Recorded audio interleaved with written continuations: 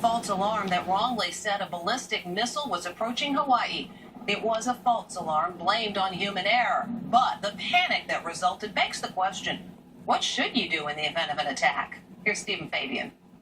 The panic and confusion in Hawaii has got a lot of people thinking, Oh my God, what do we do? would you know what to do if an alert like this popped up on your cell phone? A missile may impact on land or sea within minutes. Radiation safety expert Andy Karam says you can survive a nuclear attack, especially if you're a half a mile or more from the epicenter. After an explosion, there's going to be fallout coming down, and the fallout can be intensely radioactive. So if you're in the fallout pattern, if you're outside, that can kill you. Come on down. But if you can get inside, if you can get at least 20, 30 feet between you and where the fallout's coming down, that distance will save your life. Where are we right now?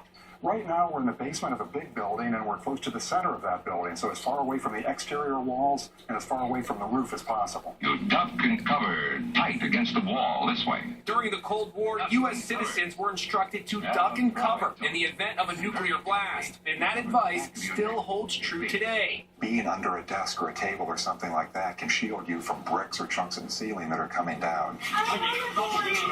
But what about that remarkable video from Hawaii of a little girl being dropped into a storm drain? Was that a smart thing to do? No, it's not. Columbia University professor Erwin Redlener is a leading expert on disaster preparedness. Certainly you're more protected than you would be if you're just on the street or in a car. But you're not going to be able to stay there for 24 to 48 hours, especially with a child, especially with no food, no water, no other supplies. What if you got the alert while driving? It happened to this motorist in Hawaii. This is not a drill. Take immediate action measures. A car is not a good shelter. Steve, you got to be out of the car in a building that's got enough reinforcement and is far enough away from the actual blast. So you can be in your car to get away from the blast, but you really have to be in shelter in 15 to 20 minutes. If you do get contaminated by the fallout, you must get it off ASAP. Just brush your clothes off, brush your hair off before you go inside or immediately afterwards. As you shower, bend your head forward so the fallout doesn't get into your eyes or mouth. Experts recommend having an emergency readiness kit like this one packed with bottles of water, energy bars, a flashlight, and last but not least, a hand crank radio so you can pay attention to news broadcasts so you know when it's safe to go back outside.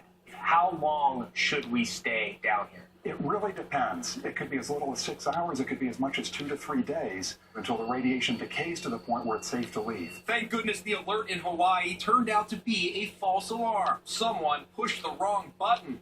But should the real thing ever happen, you should know that all is not necessarily lost. Come on down.